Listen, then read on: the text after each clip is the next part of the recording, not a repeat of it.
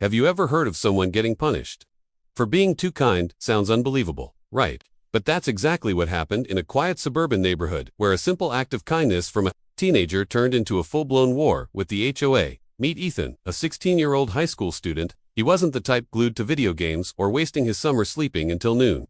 Ethan believed in hard work, respect, and giving back to his community. His father had taught him that even the smallest good deeds could leave a lasting impact. So, when summer rolled around, Ethan took out the old family lawnmower and began mowing lawns, not for money, not for recognition, but simply because he saw how much his neighbors were struggling. One of them was Mr. Harris, an elderly widower in his 80s who had recently injured his hip. The man couldn't push a mower even if he wanted to, and hiring a lawn service was too expensive. Another was Mrs. Delgado, a single mom who worked 2 jobs and barely had time to breathe, let alone mow her overgrown yard. Ethan noticed, and he acted. Every few days, he would push his mower down the street, headphones in, and trim the grass for whoever needed it. No charge, no strings attached. Just kindness. The neighbors adored him. Some offered cookies. Others gave him bottles of cold water. They praised him to his parents, saying how refreshing it was to see a young man with such character in a world where people seemed to care less and less about each other. But not everyone saw it that way. One afternoon, as Ethan was finishing up Mr. Harris's yard, a shiny black SUV pulled up. Out stepped Janice, the HOA president, the kind of person who wore oversized sunglasses, carried a clipboard like it was a weapon, and seemed to think she was the sheriff of the neighborhood. She marched right up to Ethan, heels clicking against the sidewalk, and barked, "Do you have a business license for this?" Ethan, confused, shut off the mower. "Ooh, no, Mom, I'm just helping out Mr. Harris. He can't really." Janice cut him off, waving her clipboard. "This is against HOA regulations. Lawn maintenance must be handled by licensed professionals only. You can't just mow other people's lawns without approval. It lowers property values if it isn't uniform." Ethan stood there, sweat dripping, not knowing what to say.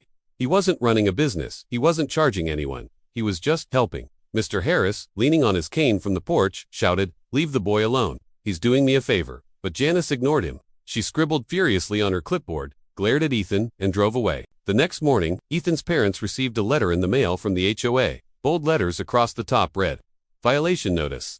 The letter accused Ethan of performing unauthorized lawn services and claimed he was operating a business without approval. The HOA threatened a fine of $200 if the mowing didn't stop immediately.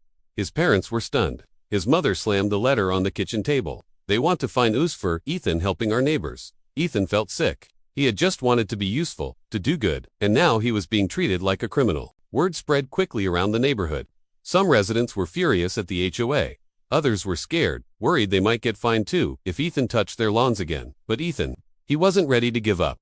He told his parents, "I'm not doing anything wrong. If they want to fine us, then they'll have to explain to everyone why they're punishing kindness." Little did Janice and the HOA know this small letter was about to ignite a firestorm that would shake their precious community to its core. The violation notice should have ended there. Most people, scared of HOA fines, would have caved immediately. But Ethan wasn't most people. When his parents asked if he wanted to stop mowing, he shook his head. "If I quit now, it means they win. And it means Mr. Harris, Mrs. Delgado, and everyone else who needs help will suffer. That's not fair." His father, proud but cautious, replied, "Son, kindness is never wrong, but people in power hate being challenged. Be ready for them to fight back." And fight back they did. The next weekend, Ethan was out mowing Mrs. Delgado's lawn. She had just returned from a late-night hospital shift, looking utterly exhausted, and had thanked him with tears in her eyes. But as Ethan pushed the mower across her patchy grass, the same black SUV rolled up again. Janice stepped out, clipboard in hand, lips pressed so tightly together they almost disappeared. "Young man," she snapped, "we've already issued you a violation, yet here you are again, breaking the rules." Ethan stopped the mower, breathing heavily. "I'm not breaking any rules. I'm not charging money.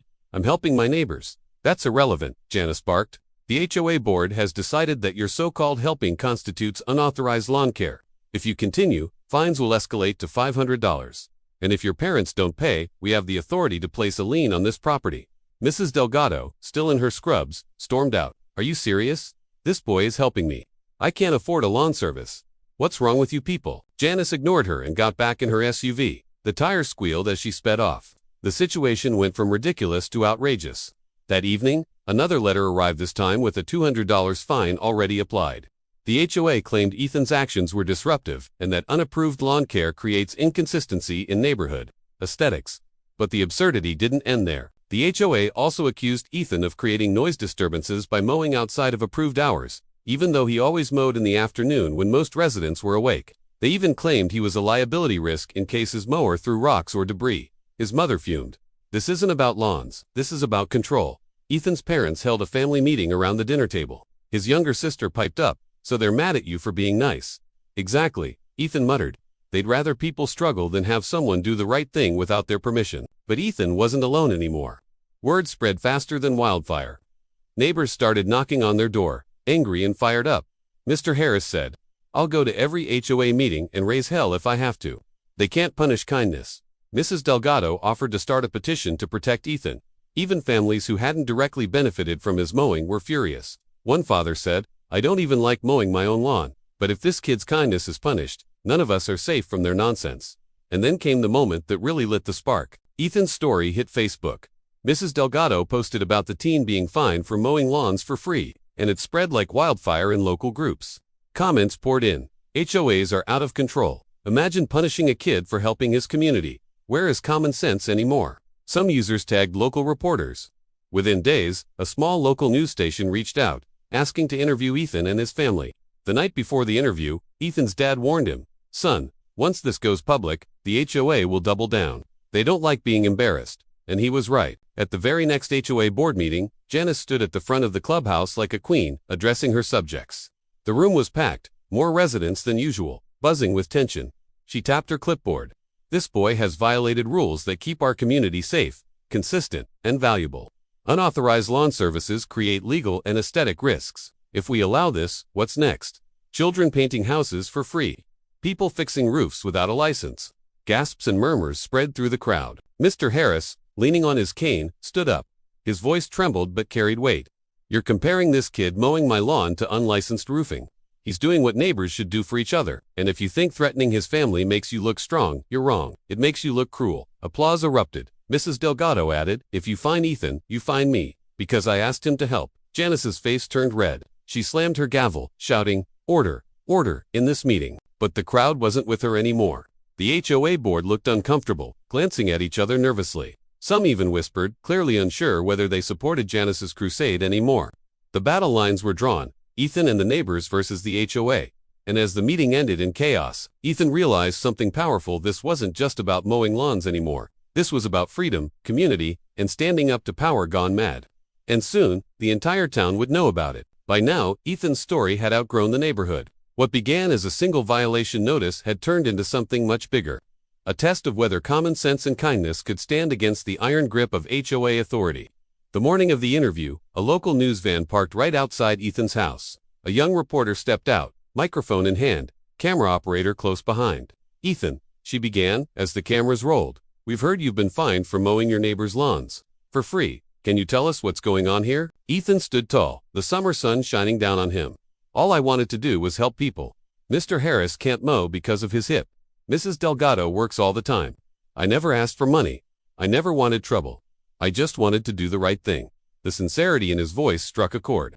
When the segment aired that evening, the reaction was explosive. The news station's social media page lit up with thousands of comments. "This HOA is insane. We need more kids like Ethan. Why punish kindness?" The story snowballed. Bigger news outlets picked it up. By the end of the week, Ethan wasn't just a local name, he was a regional headline. Meanwhile, the HOA doubled down.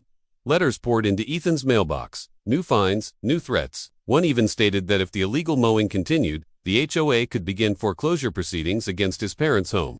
It was intimidation, plain and simple.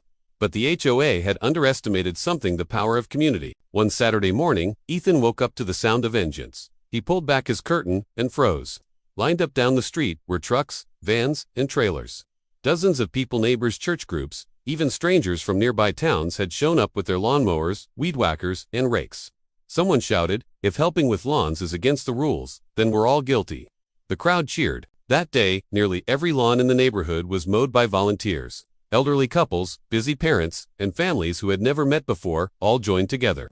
Children handed out lemonade while teenagers hauled clippings to the curb. The HOA board members sat helplessly in their houses, blinds drawn, as the sound of laughter and lawnmowers filled the air. The protest was so powerful that it made the evening news again.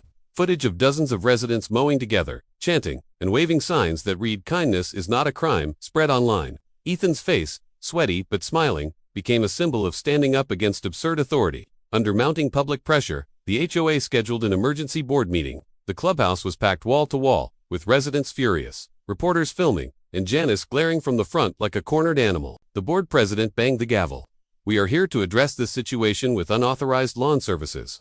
As you all know, this has brought shame." Someone shouted. "Embarrassment." Another yelled. The room erupted. Finally, Ethan stood up, clutching a folded piece of paper. His hands trembled, but his voice was steady. "You fined me for kindness. You called me a business when I never took $1. You threatened my family's home, all because I mowed lawns for people who needed help. If that's the kind of community you want, then I don't think this is a community at all." The silence afterward was heavy. Then came applause, first from Mr. Harris, then from Mrs. Delgado, then the entire room. The HOA board members looked shaken. Even some of them seemed embarrassed, but Janice wasn't ready to give up. She slammed her papers down. "Rules are rules. If we don't enforce them, chaos will follow." An elderly resident stood up from the back. "Chaos? You call this chaos? I call it neighbors helping neighbors. And if you keep this nonsense up, maybe it's time we vote for a new HOA president."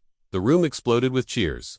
Janice's face drained of color. The vote didn't happen that night, but the message was clear. The board had no choice. Within a week, all fines against Ethan were dropped, the violation erased, and the HOA quietly announced that acts of volunteer assistance would no longer be considered rule violations. It was a humiliating defeat for Janice and a massive victory for Ethan and his community. But the story didn't just end there. Months later, Ethan received a letter not from the HOA, but from a local nonprofit. They had seen his story and wanted to recognize him with a Community Kindness Award. They even offered him a summer internship to help organize neighborhood volunteer programs. When he accepted the award at a small ceremony, reporters asked him if he had any final words about the HOA incident. Ethan smiled. "I didn't fight to win against the HOA. I fought because helping people is the right thing to do. If we let rules stop us from being human, then we've already lost more than a lawn. We've lost what makes us a community." The crowd gave him a standing ovation. And back in his neighborhood, every time Ethan fired up his mower, people smiled. Because that sound wasn't just a mower anymore, it was a reminder that one act of kindness, no matter how small, can challenge the biggest injustice.